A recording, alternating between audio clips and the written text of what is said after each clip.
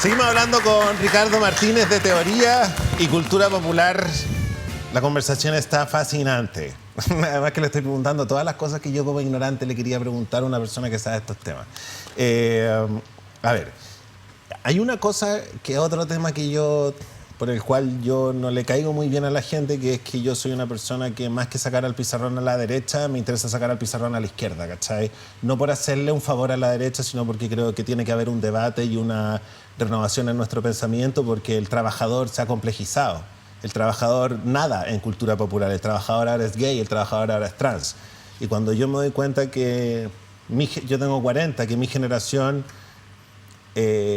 utiliza la palabra Marx mucho, ¿cachai? Habla mucho de Marx, pero cuando yo leo, por ejemplo, a Roland Barthes como Buena Loca, el sistema de la moda, o leo, por ejemplo, a Susan Sontag hablando sobre Godzilla, o leo a estos teóricos más nuevos, ¿cachai? Como Jack Halberstam, que habla sobre las películas de Judd Apatow, utilizan a Marx como marco de estudio, ¿cachai? Como una especie de, ya, acá está Marx y sobre Marx vamos a analizar Dragon Ball Z.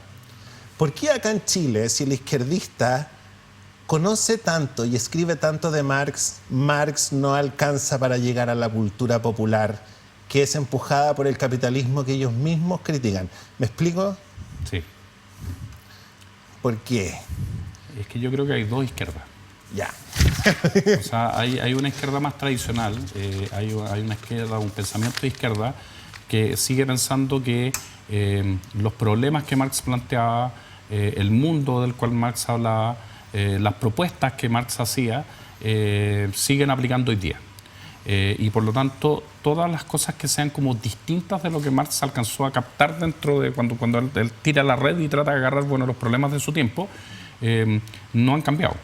Pero hay otro tipo de crítica, que es la crítica que justo surge de los autores que tú nombras, que son tipos que dicen, bueno, hay que hacer una cosa como post-marxista, porque hoy día hay otros problemas. O sea, en la época de Marx el problema era la producción, en la época de Marx el problema era el proletariado, pero hoy día tenemos muchos otros tipos de minorías, muchos otros tipos de tensiones, que el modelo marxista, a menos que tú, claro, hagas una especie de juego con él y logres aplicarlo a otras cosas, para algunas personas simplemente no rinden, porque, como dijo alguna vez alguien, es la teoría la que define qué es lo que observa. Y si tu teoría dice la clave de todos los problemas del mundo están en resolver el tema de la lucha de clase, bueno, ¿qué pasa con la lucha de género? ¿Qué pasa con la lucha contra el nuevo heteronormativo? Ahí hay una cosa que es como extraña. Y ahí aparece como otra línea de pensamiento y otros autores que están dentro de una misma órbita, pero que claramente no dialogan con la izquierda más tradicional. O quizás esa izquierda más tradicional, que es masculina y heterosexual, en mi opinión. Obviamente, o sea, no le interesa que la lucha de género sea considerada como lucha de clases, cuando en rigor lo es. Sí. Las mujeres son en este minuto, en este país, otra clase. Y cuando Sí. tú también mencionas, dice como, bueno, ¿y qué pasa con lo heteronormativo?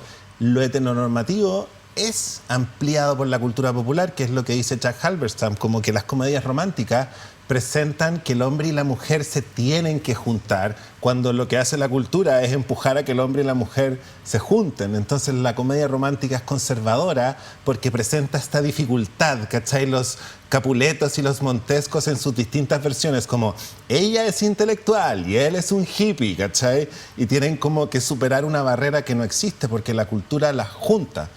Entonces, si entendiéramos, por ejemplo, si los cabros fueran a la universidad, los cabros que estudian medios y tuvieran más profesores que tocaran estos temas, probablemente se escribirían otras comedias románticas, ¿cachai o no? pero yo creo que eso sí se está haciendo. O sea, yo creo que mucha comedia romántica se ha vuelto súper autoconsciente. Ya, pero acá no, po. Acá eres como tú. ¿Quiénes más son como tú? Por ejemplo, que hace clases porque la María José me decía, uno de mis bíceps de acá arriba me decía, el único que en lingüística, que tú le hiciste clase a la María José en lingüística, me decía, el único que utilizaba ejemplos de programas de televisión y que mis otros profesores no utilizaban era Martínez. Entonces, te digo, ¿quiénes utilizan la cultura popular como tú en las universidades en Chile hoy? Porque tengo la sensación y puedo poner mi mano al fuego que eres tú y 5 amigos más. Felipe Kusen, Álvaro de Izama, no, o sea, hay harta gente. 3. Ya, bueno, pero no conozco a tanta gente tampoco. Por eso tenemos que hacer que hayan más, ¿cachai? ¿No? Hay y es lo que yo digo, como que los editores, en vez de contratar a un periodista que escribe bien y que es ironía, que creo que también hay un arte, que como que con la ironía ya no nos basta, ¿cachai? Mucho periodismo irónico está Donald Trump. Mucho periodismo irónico y tenemos una desigualdad horrorosa en nuestro país. Entonces, cuando los editores de medios aprendan que para escribir una columna chistosa sobre televisión hay que traer a un académico que sepa de construirla y no a un periodista que sabe tirar dardos, ¿cachai o no? Cambian las cosas. ¿Por qué te lo digo? Y aquí me voy a alargar un poco y te pido por favor disculpas, porque quiero establecer un argumento. La cultura alternativa, empujar esta cultura alternativa que cuestione lo heteronormado, se produce en la academia porque la academia te da esa musculatura. Jack Halberstam, el teórico queer, trabaja en la Universidad de California, ¿cachai? Susan Sontag trabajó en Berkeley. Tienen alumnos. Entonces en Estados Unidos la gringa. Pongámonos una gringa tipo que utiliza Manolo Blahnik, que va como a eventos y que trabaja como productora de un matinal de televisión en los Estados Unidos. Esa gringa tuvo clases contigo, ¿cachai? Tuvo Women's Studies, ¿me entendí? Entonces esa gringa, de manera natural, no porque sea una audacia ni contestataria, de manera natural tonca, le parece de mal gusto. Al primer Vicente Sabatini en Sabor Latino, al primer pedazo de carne de mujer, le parece de mal gusto porque se lo enseñaron, ¿cachai, no? Y aquí no. Entonces tonca termina siendo como lo que tenemos que poner y si no es tonca, el rating va a bajar. Y eso termina finalmente haciendo que las mujeres crean que la belleza es lo que te hace avanzar. Y mientras las gringas, como tuvieron este análisis crítico de la cultura popular, ¿a quiénes ponen? A Oprah. Don Francisco Ayala es mujer, una mujer negra, una mujer que le da voz a los afroamericanos, una mujer que es capaz de elegir al presidente Obama, ¿cachai? ¿Me entendí? Entonces, tiene una implicancia en que la academia no tenga a más académicos adoctrinando básicamente a los cabros de cuáles son los discursos que tienen que poner. ¿Qué te parece lo que te acabo de decir? Dime si me dije una mierda, por favor, dime. No, realmente me dejaste pensando. Tú estás en el fondo pidiendo o reflexionando sobre un cambio de sistema. Okay. Claramente estás reflexionando sobre un cambio de sistema. O sea, tú dices, parece que una solución es que haya más académicos que hagan que las personas reflexionen críticamente sobre las cosas. Que está particularmente la gente que está dentro de la industria. Sí, tendría que darle una vuelta porque puede que sea una vía. Pero aún así yo sigo insistiendo en que la cosa tiene más matices. O sea, ¿por qué tiene más matices? Porque claro, uno podría decir, claro, hay cierto estereotipo de programa de televisión que es un programa de televisión que no atiende a eso. Pero hay otros programas de televisión que sí atienden a eso. Entonces, pensar la televisión como una cosa unitaria es un tema. Pero acá tú, ¿qué análisis decís de la televisión acá? Porque a mí acá me parece que es bien unitaria. ¿Y este programa, por ejemplo? Pero loco, este programa, todavía no tenemos auspiciadores. Tenemos Óptica Bahía que nos regala unos anteojos increíbles y es muy buena onda. Este programa va a las 11 de la noche en un canal que ni siquiera está en el cable operador más importante. Este programa es la excepción. Una mierda. Y yo yo entre los intelectuales soy considerado una mierda porque justamente les traigo malas noticias. Soy un weón que una loca de gimnasio, ¿cachai? Yo no soy considerado como... Tú eres capaz de entender lo que está ahí, ¿me entendí o no? Claro. Pero tú miráis, por ejemplo, a la mujer en las noticias. Si en las noticias, las minas en los ¿qué, por ejemplo, las mujeres en las noticias? Las minas, porque pareciera que no salen de ahí, se visten como si vinieran llegando de un cóctel, ¿cachai? Sí, y hay otra cosa que es importante tener en cuenta. Hoy día se habla mucho de la cultura omnívora. ¿Qué es? ¿Qué es la cultura omnívora? En los años 60, uno de los grandes teóricos de este tipo de problematizaciones fue Pierre Bourdieu, en Francia, que habló de la idea como de la cultura como una especie de marca de distinción. O sea, había una especie de alta cultura que era como heredada casi por cuna y que era la que daba el famoso capital cultural. Cuando en los años 90 la gente empezó a hacer encuestas, los sociólogos, sobre qué consumo cultural había en la gente, descubrieron una sorpresa que dejó a todos como diciendo, bueno, no nos calzan los datos, que es que de repente un tipo va un día a la ópera y al otro día va a un recital punk. de repente un tipo está un día en una marcha por los derechos X y al otro día está viendo el matinal. Por lo tanto, las cosas no son tan unidimensionales. No. Y yo creo que en ese juego de lo no unidimensional, también quizás tomándose las cosas un poco más a la ligera, no por eso dejando de ser serio, está un poco el gran desafío. O sea, el desafío no es, hay una especie como de mundo que no ha pasado por estos procesos al cual hay que abordar. No, porque hay otras escapatorias. O sea, la persona no va a ver solo el matinal, la persona va a ver seriales de televisión, va a ver documentales, va a revisar internet, va a revisar la Wikipedia, va a leer papers, y muchos en Chile están haciendo eso. Por lo tanto, esta idea como que hay una especie de flujo, de una cierta visión sobre las cosas que nos tiene en una especie de jaula de cristal. Yo creo que realmente no están así. Y eso lo ve uno todos los días, cuando conversa con la gente, lo ve todos los días, en todas las movilizaciones sociales. O sea, hay un despertar de las personas porque están más capacitadas, porque han tenido estudios universitarios, porque han reflexionado. Yo hace 20 años iba a una fuente de soda y había un cierto tipo de conversación que siempre se escuchaba en la fuente de soda. Hoy día uno va a una fuente de soda y no es raro que alguien diga porque Verdier dice no sé qué. Quizás voy a ciertas fuentes de soda en las cuales pasa eso y en otras no. Pero mi sensación es que estas cosas están instaladas y por eso mi perspectiva es súper optimista. Como mi personal trainer, que era muy zorrón, y un día le dije, no, yo veo en mi casa, veo comediantes que no vaya a cachar. ¿Cuál? Sarah Silverman. Es buena, me dijo. Y dije, como, ¿qué onda? Y me decía, a mí me gusta Parks and Recreation, y me empezó a nombrar puras series que yo las encontraba muy finas. A eso voy. Muy finas. Ahora, sin embargo, también yo creo que, por ejemplo, me llama la atención en el que no sepamos deconstruir la cultura popular. No entendamos esto que yo cada vez que lo digo pareciera que estoy machacando un tambor y dicen, ya, esta loca está hablando de esto, que es que uno de los principales generadores de cultura popular es Canal 13, ¿cachai? Y Canal 13 es del arzobispado, pero nos inventamos de que no es del arzobispado, ¿cachai? Yo hablo con gente de la industria, pero gente así importante, y me dicen como, no es del arzobispado, es solo un 30%. Y yo así como, loco, cuando uno es dueño de un 30%, uno es dueño, ¿cachai? Y me da risa de mis amigas feministas al peo, que no son mis televidentes, que van a marchar a la marcha del aborto y en la noche llegan a ver MasterChef en el canal del arzobispado y no entienden finalmente que la cultura popular es la píldora para que baje la ideología.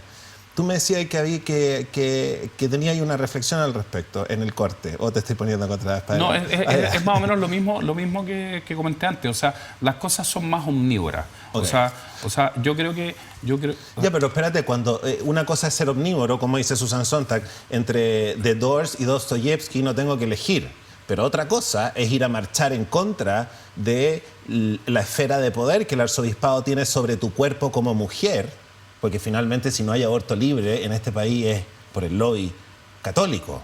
Eso es la principal piedra. Entonces, ir a marchar en contra de esta ideología religiosa que hace que las mujeres no tengan control sobre su cuerpo, y la otra es en la noche entretenerse con ese mismo arzobispado que te entrega y te borra toda esta ideología, ¿cachai? Porque si bien Marx decía que la publicidad borraba el proceso de producción horrible, Canal 13 lo que hace es borrar toda la ideología del arzobispado. Entonces, lo que tú me decís de omnívoro lo veo más distinto como, claro, yo puedo ir al gimnasio y entrenar con hot pants y después tener esta conversación contigo. Pero no creo que sea lo mismo marchar en contra de la iglesia y después llegar a ver el canal de la iglesia, porque creo que no hay un análisis de este análisis que yo te estoy diciendo de la cultura popular más fuerte. Yo tengo una postura, como te digo, más optimista. Ahora, en mi postura personal, que no estoy haciéndolo como académico, lo estoy haciendo a título bien personal. Yo creo que las personas tienen filtros. O sea, esta idea, y creo que es una idea que viene mucho de cierto pensamiento, no sé, de cierto marxismo, no sé, gramsciano, por decirlo de alguna forma. Como que hay una especie de medios que tienen una capacidad de instalarte ideas en la mente sin que tú puedas hacer ninguna barrera de contención. Yo creo que eso no es tan así. O sea, yo creo, justamente por lo que te decía antes, la Porque dictadura, somos capaces como la dictadura de... nos formó para leer entre líneas. ¿Qué La pensáis? dictadura, o sea, bueno, lo dije de forma súper mal, sonó súper feo. En la dictadura, Me encantó esa. en la dictadura nos formamos para leer entre Perfecto. líneas. Por lo tanto, nadie nos vende la pescada de una buena Ya, pero palabra. mira, O sea, ponte tú- eso no es un beneficio de la lectora, es una especie como de efecto secundario raro. Ya, pues, pero ponte tú eso que dice Zizek, que finalmente la ideología funciona cuando nosotros sabemos que en el fondo, como que la ideología de Canal 13 funciona. Canal 13 tiene poder... a ver, déjame ordenar la idea. Cuando yo postulo, y nuevamente como desde esta ignorancia, postulo que Canal 13 lo que hace es borrar la ideología del Vaticano, el arzobispado a través de su programación, borra la ideología y finalmente toda la opresión a las mujeres y a las minorías. Y yo digo como, ya, yo trabajo en Canal 13, pero en el fondo, ¿cachai? Yo puedo como filtrarlo. Y yo como televidente también lo puedo filtrar, pero justamente cuando todos estamos viendo Canal 13, filtrándolo, es cuando Canal 13 su megáfono está sonando. ¿Cachai o no? Sí. Como cuando dice que finalmente el viejo pascuero existe, cuando el hijo no cree en el viejo pascuero, pero se hace el que cree, y los papás tampoco creen en el viejo pascuero, pero también se hace el que cree. Entonces nadie cree, pero estamos todos haciendo que el viejo pascuero exista. ¿Cachai? Sí, es un buen razonamiento, me parece. Creo que es un buen razonamiento. Ahora, sigo creyendo... No, sí, yo sé que eres optimista, pero porque creo que tienen que haber más como tú. Pues. Si lo que yo digo es como que a ti hay que, ni siquiera hay que seguirte ni en Twitter ni en Facebook, hay que hacer un Google Alert, porque las cosas que leímos y los artículos son súper interesantes, pero todavía tengo la sensación de que las voces como las tuyas son consideradas como cabezonas, ¿cachai? Uno de los grandes desafíos es poder decir cosas que la gente entienda. Y eso no se trata de bajar el nivel, para nada. Nunca he pensado eso. O sea, si uno no logra comunicar una idea en 100 palabras, no la logro comunicar. O sea, creo que una de las cosas más bonitas que aprendí con los papers es que si un paper está bien escrito, en 100 palabras te dice lo que tiene que decirte. Después leer el resto del artículo va a profundizar, pero la idea central está en 100 palabras. Y yo creo que los académicos de alguna forma nos ha costado traducir lo que pensamos o elaborarlo de forma más fácil de leer. Y ese es un trabajo que es más largo, que toma más tiempo, no es una cosa que se va a resolver de un día a otro. O sea, tengo la impresión de que mucha de la literatura, o sea, yo cité a Baudrillard, cité a Foucault, cité a Bourdieu, esos tipos no escribían en fácil. Judith Butler, Judith Butler, o sea, no escriben en fácil. Entonces uno dice, bueno, ¿por qué tengo que subirme una escalera para llegar a entender esta lucubración? También el otro tipo tiene que hacer un esfuerzo. Y me parece que hay cierto tipo de ángulo que no viene necesariamente de ese tipo de investigadores que trata de hacer esa tarea. Y esa tarea yo creo que facilita mucho las cosas. Nosotros, de hecho, cuando pusimos este tema ya en el calendario, fue cuando a la María José le mandé un video de un canal de YouTube súper bueno que me encanta, que hace como estos análisis que se llama The School of Life. Entonces, el video era como, ¿qué podía aprender la filosofía de la cultura pop? ¿Cachai? Y una de las cosas en las cuales la filosofía se quedaba atrás era que la cultura pop lo que tiene es el encanto. Claro. ¿Cachai? Y que la filosofía podría aprender de decir lo mismo que dice, pero con encanto. Que es cuando, por ejemplo, vuelvo a lo mismo, cuando leo yo este ensayo de Jack Halberstam sobre cómo las películas de Judd Apatow son un síntoma de la masculinidad parásita, lo hace súper chistoso y te reís, y Mark Simpson, que que te contaba que inventó la palabra metrosexual, es para matarse la risa, escribe con una ironía parecida a la de Oscar Wilde, pero me pareciera que el ejercicio difícil es escribir en difícil. A mí me parecería más complicado escribir como Judith Butler a escribir como lo que tú haces. No sé quién lo dijo, pero creo que fue Humberto Eco, o alguien así. Dijo que escribir en fácil es lo más difícil. O sea, es que escribir en difícil es fácil, porque cuando uno escribe en difícil, ni uno mismo se entiende. Ya, entonces, para poder decir algo en sencillo, requiere mucho más esfuerzo. Requiere un esfuerzo de atender a la audiencia, de saber a quién le estás hablando, de saber qué es lo que quiere, de saber finalmente una cosa que yo siempre digo, cada vez que me preguntan, uno tiene que ser capaz de hacer que la persona que te está escuchando, tu alumno, tu lector, cuando escribe una columna en el diario, se lleve algo para la casa. Sí. Y ese algo para la casa puede ser un skill. De repente uno le dice, mira, si miras las cosas así, aparecen estas cosas. y el skill lo puede aplicar una y otra vez. En la medida en que tú logras proporcionar más skills, la cosa mejora y la gente reflexiona más. No estoy diciendo que la reflexión sea un valor en sí mismo, pero es muy entretenido.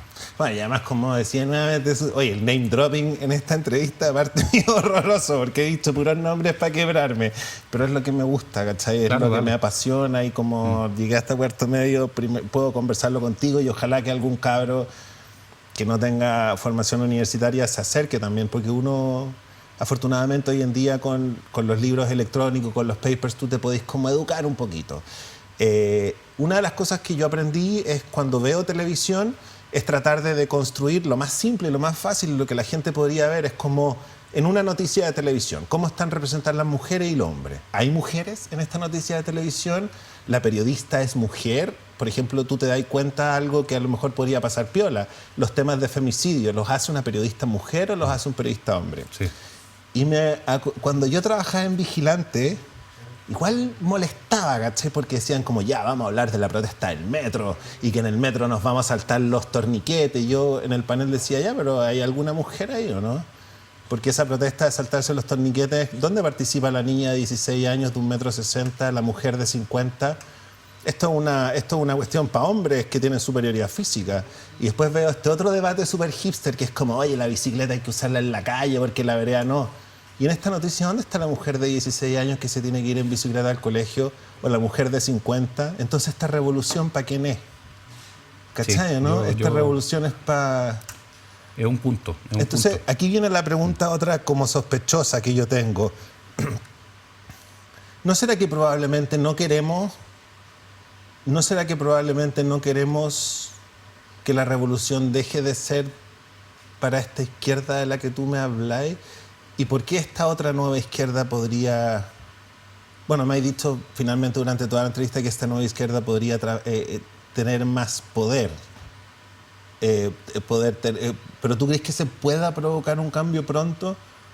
¿O vamos a tener que esperar 20 años para que estos académicos probablemente que hagan esta deconstrucción más interesante logren un cambio y las cabras que trabajen en los canales hayan pasado por estos ramos? Una de las personas que más me formó a lo largo de varias cosas distintas fue Van Dijk. Van Dijk es un teórico que ha hablado de esto. Él salió de la lingüística y terminó hablando de estas cosas en un tránsito muy bonito, en una carrera intelectual que cubre muchos ámbitos distintos. Me acuerdo que tuve la suerte de entrevistarlo como el año 97-98, bueno, él viene a Chile bastante seguido, y justamente me habló de estas cuestiones y me dijo, una vez que tú instalas la pregunta, la gente se queda con la pregunta. O sea, si tú en algún momento tiras una cosa como esta, que es lo que dijiste tú, dicho de otra forma, la famosa ley de Bechdel. La ley de Bechdel hace una ley que hace 3 preguntas sobre cualquier película o por cualquier historia, narración, que puede ser audiovisual o cómic, lo que sea. ¿Hay más de una mujer que tenga un nombre propio? Entonces dice, chuta, en la Guerra de la Galaxia hay solo una mujer con nombre propio. Después dice, ¿esas mujeres con nombre propio hablan entre sí? Ah, perfecto, sí, en algunas hablan entre sí. Y cuando hablan entre sí, ¿hablan de algo que no sean hombres? Y cuando uno aplica esa regla, empieza a ver que caen como patos asados, así, caen uno tras otro. Y uno lo instaló. Ahora, por supuesto, también hay que tener un poco de cuidado con rizar el rizo. Una vez un amigo me dijo, esperando a Godot no pasa la ley de Bechdel, porque no hay ninguna mujer. Entonces tampoco hay que exagerarlo tanto. O sea, el punto es ver el punto, tratar de hacer un juego, ser sincero, ser auténtico, tratar de ser menos discriminador, pero esos son procesos largos que toman. O sea, llevamos poco tiempo en esto también. Perfecto. O sea, tampoco hay que pensar que todas las cosas se van a desenvolver tan vertiginosamente que de la noche a la mañana todo va a haber cambiado. Okay. Son procesos que para uno mismo, porque claro, uno también lo puede decir, esto pasa en la sociedad y yo estoy a salvo. No, muchas veces uno mismo cae una y otra vez en lo mismo, en las mismas cosas. Y por lo tanto, son más bien actitudes, acciones, estar atento más que otra cosa. Perfecto. O como decís tú, a veces un cigarro es solo un cigarro. Claro. ¿No? Pucha, se me quedó todo el tema del fútbol que quería hablar contigo y de la vanidad masculina, que es el tema que yo espero en algún minuto poder aportar cuando tenga 50, escribir un mamotreto. Yo subo fotos en pelota a Twitter que lo que me interesa es la investigación de lo que eso provoca y quería preguntarte un montón de cosas del homoerotismo en el fútbol, así que te quiero pedir por favor que vengas de nuevo para poder conversar de estos temas. En un mes y medio más para no poder joderte y para no abusar de tu confianza, no hay ningún problema. Me encantaría de verdad que vinierais de nuevo. Un aplauso para nuestro invitado del día de hoy, Ricardo Martínez. Ricardo, ¿la gente dónde puede en este minuto como acceder a tus reflexiones? Porque estás escribiendo en algún diario, estuviste trabajando en la Rock and Pop. Bueno, Tercera Cultura sigue ahí en pie. Escribí como 500 artículos para Tercera Cultura. Tercera Cultura es un medio particular que hicimos con un amigo y que tiene cosas. Está el libro también, sí, de Tercera Cultura. Escribí un libro que uno puede descargar en alguna parte de internet. ¿Cuántos podcasts hiciste de Tercera Cultura? Como 50. Como 50. Sí. ¿Y tenéis los archivos guardados o no? Sí, los tengo guardados. De hecho, antes de que Podcaster, que era la plataforma donde uno subía eso, los bajé y no los dejé en un Dropbox. Otras cosas. Los dejé en un Dropbox, pero si alguien pide, pues puedo mandarlo en el Dropbox y lo bajan. ¿Nos podéis mandar el link para poder viralizarlo nosotros? Sí, pero que no entren 10.000 personas, porque pago la cuenta de Dropbox, pero se puede bajar. ¿Y te cobran como... por bajar? No, pero de repente colapsa. Entonces me manda un mensaje como, a veces por mando, no sé, el Dropbox a un curso y se ponen todos a bajar a mí. No sé por si vaya a pasar. Los 10.000 televidentes del interruptor no se pongan a bajar. Oye, Taquilla, Cultura Popular, Óptica Bahía te regala estos anteojos porque como tienen mucho estilo y si no son de tu estilo los puedes ir a cambiar porque hay mucho estilo. Muchas gracias. Eso pues cabros, cuídense. Estamos terminando esta conversación que ha sido un placer. Espero haber puesto la pregunta, como decís tú, ¿no? Para que la gente se quede pensando. Y mañana va a venir la gente de Todo Mejora. Y si quieres venir de público mañana a preguntarle a la gente de Todo Mejora, tienes que escribir un correo a elinterruptor@via.cl, viax.cl. Y lo otro, como la entretención es la píldora para que baje la ideología, queremos a mujeres feministas que formen parte de nuestro equipo de colaboradores para enseñarles a hacer stand-up. Porque cuando tú haces reír a alguien no te pueden odiar de vuelta. Así que eso, cuídense y nos vemos. Chao, chao.